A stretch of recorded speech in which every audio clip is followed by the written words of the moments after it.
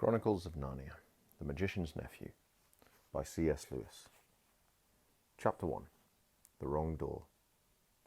This is a story about something that happened long ago when your father was a child.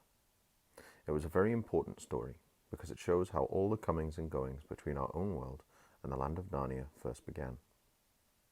In those days, Mr. Sherlock Holmes was still living in Baker Street, and the Bastables were looking for treasure in the Lewisham Road. In those days, if you were a boy, you had to wear a stiff Eton collar every day, and schools were usually nastier than now. But meals were nicer, and as for sweets, I won't tell you about how cheap and good they were, because it would only make your mouth water in vain. And in those days, there lived in London a girl called Polly Plummer. She lived in one of a long row of houses which were all joined together. One morning, she was out in the back garden, and a boy scrambled up from the garden next door and put his face over the wall. Polly was very surprised, because up till now there had never been any children in that house, but only Mr. Ketterley and Miss Ketterley, a brother and sister, old bachelor and old maid, living together. So she looked up, full of curiosity. The face of the strange boy was very grubby.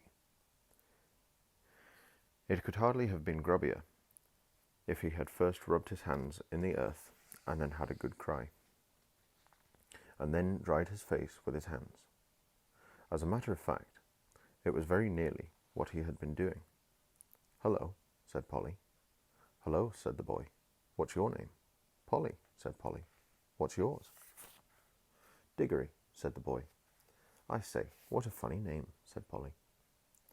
"It isn't half as funny as Polly," said Diggory. "Yes, it is," said Polly. "No, it isn't," said Diggory. "At any rate, I do wash my face," said Polly, "which is what you need to do, especially after—" And then she stopped. She had been going to say, "after you've been blubbing," but she thought she wouldn't be polite. "All right, I have then," said Diggory, in a much louder voice, like a boy who was so miserable that he didn't care who knew he had been crying. "And so would you," he went on, "if you'd lived all your life in the country and had a pony and a river at the bottom of the garden, and then been brought to live in a beastly hole like this." "London isn't a hole," said Polly indignantly. But the boy was too wound up to take any notice of her, and he went on. "And if your father was away in India, and you had to come and live with your aunt and uncle, who's mad, who would like that? And if that reason was that they were looking after your mother, if your mother was ill and was going to die." Then his face went the wrong way, wrong sort of shape, as it does if you're trying to keep back your tears. "I didn't know. I'm sorry," said Polly humbly. And then, because she hardly knew what to say, and also to turn Diggory's mind to cheerful subjects, she asked, "Is Mr. Ketterley really mad?"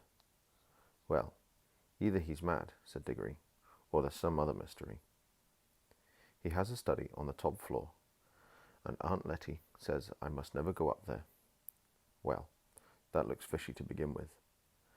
And then there's another thing. Whenever he tries to say anything to me at meal times, he never even tries to talk to her. She always shuts him up. She says, 'Don't worry about the boy, Andrew,' or 'I'm sure Diggory doesn't want to hear about that,' or else, 'Now, Diggory, wouldn't you like to go out and play in the garden?' What sort of things does he try to say? I don't know. He never gets very far. But there's more than that. One night, it was last night in fact, as I was going past the foot of the attic stairs on my way to bed, and I don't much care for going past them either, I'm sure I heard a yell. Perhaps he keeps a mad wife shut up there. Yes, I've thought of that. Or perhaps he's a coiner. Or he might have been a pirate. like the man at the beginning of Treasure Island, and be always hiding from his old shipmates. How exciting, said Polly. I never knew your house was so interesting. You may think it interesting, said Diggory, but you wouldn't like it if you had to sleep there. How would you like to lie awake listening to your Uncle Andrew's step to come creeping along a passage to your room? And he has such awful eyes. That was how Polly and Diggory got to know one another. And as it was just the beginning of the summer, and neither of them was going to the sea that year, they met nearly every day. Their adventures began chiefly because it was one of the wettest and coldest summers there had been for years. That drove them to do indoor things, you might say, indoor exploration. It was wonderful how much exploring you could do with a stump of candle in a big house, or in a row of houses. Polly had discovered long ago that if you opened a certain little door in the box-room attic of her house, you would find the cistern and a dark place behind it, which you could get into by a little careful climbing. The dark place was like a long tunnel, with brick wall on one side and sloping roof on the other. In the roof, there were little chunks of light between the slates. There was no floor in this tunnel. You had to step from rafter to rafter, and between them there was only plaster. If you stepped on this, you would find yourself falling through the ceiling of the room below. Polly had used the bit of tunnel just beside the cistern as a smuggler's cave. She had brought up bits of old packing cases and the seats of broken kitchen chairs and things of that sort, and spread them across the rafter so as to make a bit of floor. Here she kept a cash box containing various treasures and a story she was writing, and usually a few apples. She had often drunk a quiet bottle of ginger beer in there. The old bottles made it look more like a smuggler's cave. Diggory quite liked the cave. She wouldn't let him see the story, but he was more interested in exploring. Look here, he said. How long does this tunnel go on for? I mean, does it stop where your house ends? No, said Polly. The walls don't go out of this roof. It goes on. I don't know how far. Then we could use the length.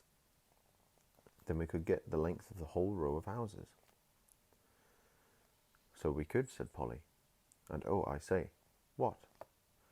We could get into other houses. Yes, and get taken up for burglars. No thanks. Don't be so jolly clever. I was thinking of the house beyond yours. What about it? Why, it's the empty one. Daddy says it's always been empty, ever since we came here. I suppose we ought to have a look at it then, said Diggory. He was a good deal more excited than you'd have thought from the way he spoke, for of course he was thinking, just as you would have been, of all the reasons why the house might have been empty so long. So was Polly. Neither of them said a word, and both felt that once the thing had been suggested, it would be feeble not to do it. Shall we go and try it now? Said Diggory. All right, said Polly. Don't if you'd rather not, said Diggory.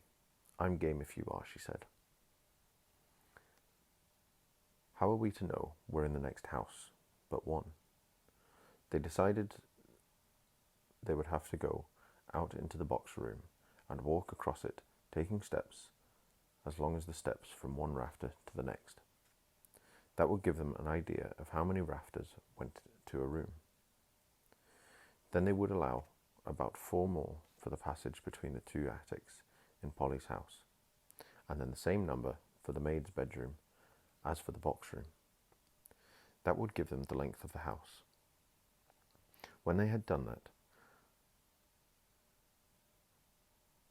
that distance twice, they would be at the end of Diggory's house. Any door they came to after that would let them into the attic of the empty house. But I don't expect it's really empty at all, said Diggory. What do you expect?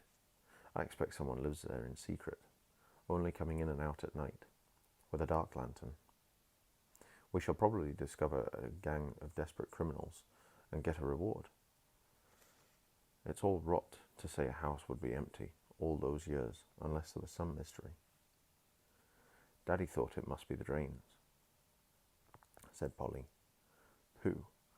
Grown-ups are always thinking of uninteresting explanations, said Diggory. Now that they were talking by daylight in the attic instead of by candlelight in the smuggler's cave, it seemed much less likely that the empty house would be haunted. When they had measured the attic, they had to get a pencil and do a sum. They both got different answers to it at first, and even when they agreed, I'm not sure they got it right. They were in a hurry to start the exploration. We mustn't make a sound, said Polly as they climbed it in again behind the cistern, because it was such an important occasion. They took a candle each. Polly had a good store of them in her cave. It was very dark and dusty and draughty, and they stepped from rafter to rafter without a word, except when they whispered to one another. We're opposite your attic now, or this must be halfway through our house. And neither of them stumbled, and the candles didn't go out, and at last they came where they could see a little door in the brick wall on their right. There was no bolt or handle on this side of it. Of course, for the door had been made for getting in, not for getting out. But there was a catch, as often is on the inside of a cupboard door, which they felt sure would be able to turn. Shall I? Said Diggory. I'm game if you are, said Polly, just as she had said before. Both felt it was becoming very serious, but neither would draw back. Diggory pushed round the catch with some difficulty. The door swung open, and the sudden daylight made them blink. Then, with a great shock, they saw that they were looking not into a deserted attic, but into a furnished room. But it seemed empty enough. It was dead silent. Polly's curiosity got the better of her. She blew out her candle and stepped out into the strange room, making no noise than a mouse. It was shaped, of course, like an attic, but furnished as a sitting room. Every bit of the walls lined with shelves, and every bit of the shelves was full of books. A fire was burning in the grate. You remember that it was very cold, wet summer that year. And in front of the fireplace was its back towards them was a high-backed chair. Between the chair and Polly, and filling most of the middle of the room, was a big table piled with all sorts of things, printed books and books of the sort you write in, and ink bottles and pens and sealing wax and a microscope. But what she noticed first was a bright red wooden tray with a number of rings on it. They were in pairs, a yellow one and a green one together, then a little space, and then another yellow one and another green one. They were no bigger than ordinary rings, and no one could help noticing them before they were so bright. They were the most beautiful, shiny little things you can imagine. If Polly had been a very little younger, she would have wanted to put one in her mouth. The room was so quiet that you noticed the ticking of the clock at once, and yet, as she found, it was not absolutely quiet either. There was a very, very faint humming sound. If hoovers had been invented in those days, Polly would have thought it was the sound of a hoover being worked a long way off, several rooms away and several floors below. But it was a nicer sound than that, a more musical tone, only so faint that you could hardly hear it. It's all right, there's no one here, said Polly, over her shoulder to Diggory. She was speaking above a whisper now, and Diggory came out, blinking and looking extremely dirty, as indeed Polly was too. This is no good, she said. It's not an empty house at all. We'd better bunk before anyone comes. What do you think those are? Said Polly, pointing at the coloured rings. "Oh, come on," said Diggory. "The sooner—" He never finished what he was going to say, for at that moment something happened. The high-backed chair in front of the fire moved suddenly, and there rose up out of it, like a pantomime demon coming out of a trap-door, the alarming form of Uncle Andrew. They were not in the empty house at all. They were in Diggory's house, and in the forbidden study. Both children said, "Uh-oh," and realized their terrible mistake. They felt they ought to have known all along that they hadn't gone nearly far enough. Uncle Andrew was tall and very thin. He had a long, clean-shaven face with sharply pointed nose and extremely bright eyes, and a great tousled mop of grey hair. Diggory was quite speechless, for Uncle Andrew looked 1,000 times more alarming than he had ever looked before. Polly was not so frightened yet, but she soon was, for the very first thing Uncle Andrew did was walk across to the door of the room, shut it, and turn the key in the lock. Then he turned round, fixed the children with his bright eyes, and smiled, showing all his teeth. "There," he said, "now my fool of a sister can't get at you." It was dreadfully unlike anything a grown-up would be expected to do. Polly's heart came into her mouth, and she and Diggory started back towards the little door they had come in by. Uncle Andrew was too quick for them. He got behind them and shut the door too, and stood in front of it. He then rubbed his hands and made his knuckles crack. He had very long, beautiful, white fingers. "I'm delighted to see you," he said. "The two children are just what I wanted." "Please, Mr. Ketterley," said Polly, "it's nearly my dinner time, and I've got to go home. Will you let us out, please?" "Not just yet," said Uncle Andrew. "This is too good an opportunity to miss. I wanted two children. You see, I'm in the middle of a great experiment. I've tried it on guinea pig, and it seemed to work, but then a guinea pig can't tell you anything, and you can't explain to it how to come back." "Look here, Uncle Andrew," said Diggory. "It really is dinner time, and they'll be looking for us in a moment. You must let us out." "Must," said Uncle Andrew. Diggory and Polly glanced at one another. They dared not say anything, but glances meant, "Isn't this dreadful? And we must humour him." "If you let us go for our dinner now," said Polly, "we could come back after dinner." "Ah, but how do I know you would?" said Uncle Andrew, with a cunning smile. Then he seemed to change his mind. "Well, well," he said, "if you really must go, I suppose you must. I can't expect two youngsters like you to find it much fun talking to an old buffer like me." He sighed and went on. "You've no idea how lonely I sometimes am. But no matter. Go to your dinner. But I must give you a present before you go. It's not every day I see a little girl in my dingy old study, especially, if I may say so, such a very attractive young lady as yourself." Polly began to think he might not really be mad after all. "Wouldn't you like a ring, my dear?" said Uncle Andrew to Polly. "Do you mean one of those yellow or green ones?" said Polly. "How lovely." "Not a green one," said Uncle Andrew. "I'm afraid I can't give the green ones away. But I'd be delighted to give you any of the yellow ones with my love. Come and try one on." Polly had now quite got over her fright, and felt sure that the old gentleman was not mad, and there was certainly something strangely attractive about those bright rings. She moved over to the tray. "Why, I declare," she said, "the humming noise gets louder. It's almost as if the rings were making it." "What a funny fancy, my dear," said Uncle Andrew with a laugh. It sounded a very natural laugh, but Diggory had seen an eager, almost greedy look on his face. "Polly, don't be a fool," he shouted. "Don't touch them." It was too late. Exactly as he spoke, Polly's hand went out to touch one of the rings, and immediately, without a flash or a noise or a warning of any sort, there was no Polly. Diggory and his uncle were alone in the room.